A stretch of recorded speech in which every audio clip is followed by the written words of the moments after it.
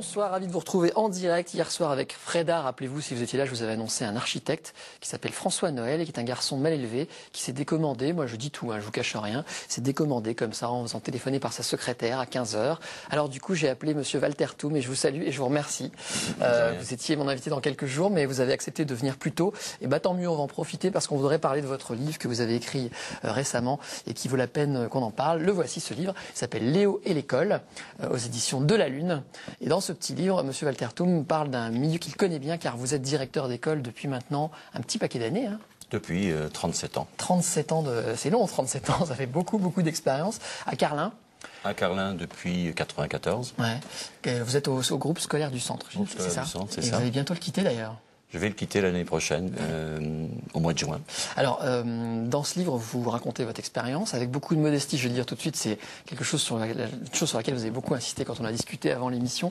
Vous vous posez des questions, en tout cas, vous vous interrogez sur ce que vous voyez, sur ce qui a évolué, sur ce qui a changé. Et on va essayer d'aborder quelques-unes de ces questions. Mais d'abord, ma question, c'est, dans ce livre, vous passez par un enfant que vous interpellez, ce fameux Léo. Pourquoi vous avez choisi cette forme-là ?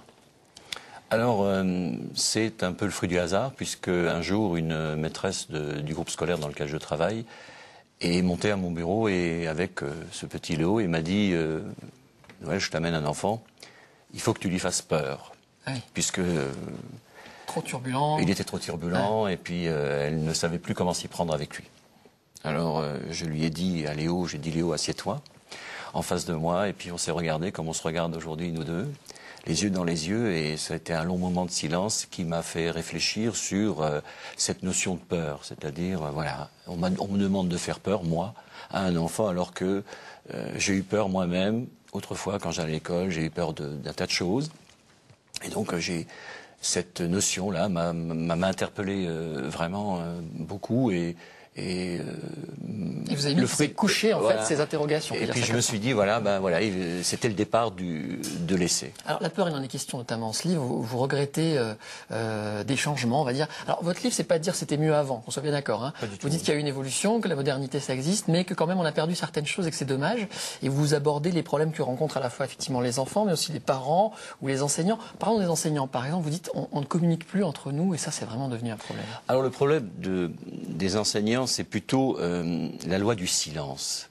Et on n'explique pas assez en formation des jeunes enseignants que pour bien réussir ce métier, cette fonction, il faut être plusieurs. Réfléchir à plusieurs. C'est un collectif qui trouve les réponses. On ne va pas trouver les réponses si tant est qu'on puisse les trouver tout seul.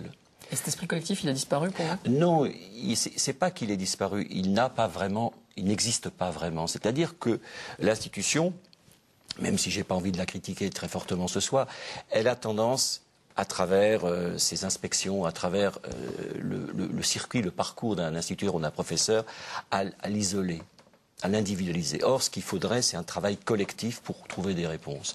Alors, cette loi du silence dont je parlais tout à l'heure, c'est quoi ? C'est qu'à un moment donné, un instituteur ou un professeur, il a le droit de douter. Il a le droit de dire « je peux pas, je n'y arrive pas, tel enfant me pose vraiment des problèmes ».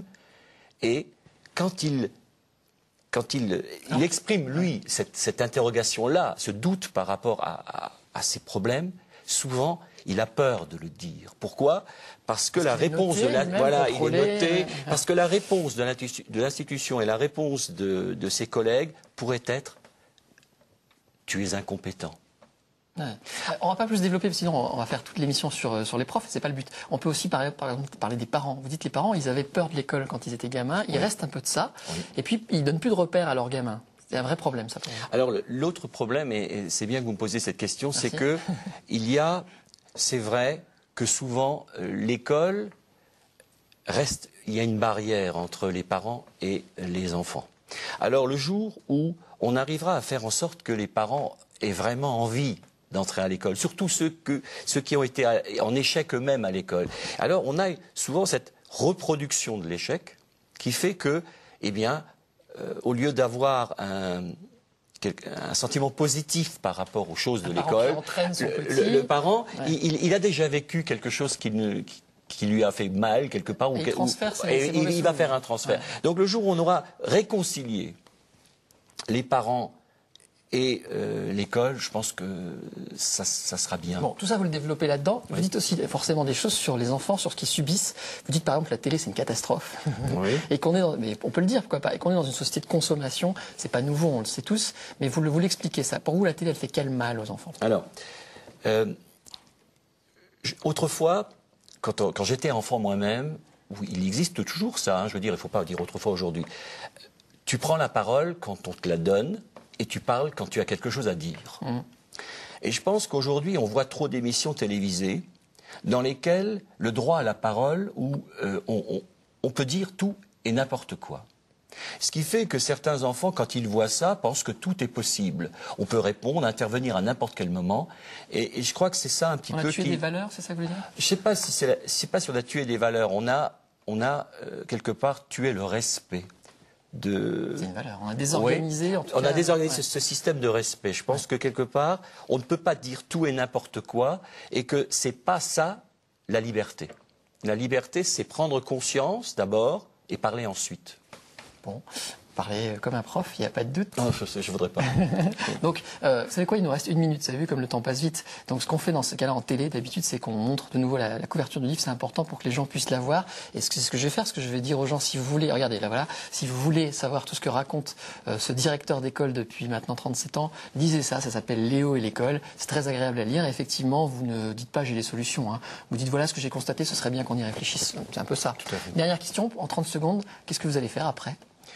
Eh bien après, je vais certainement continuer à écrire et puis faire de la musique parce que c'est ma deuxième passion. C'est vrai. Et donc... on suivra ça, on aura de vos nouvelles. Et sûrement écrire d'autres livres, j'imagine qu'on s'en va. J'espère en tout cas. Merci beaucoup d'être venu. Je souhaite une bonne soirée. Demain, on parlera d'un tout autre sujet, c'est le charme de cette émission. Et l'autre sujet demain, ce sont les retraites.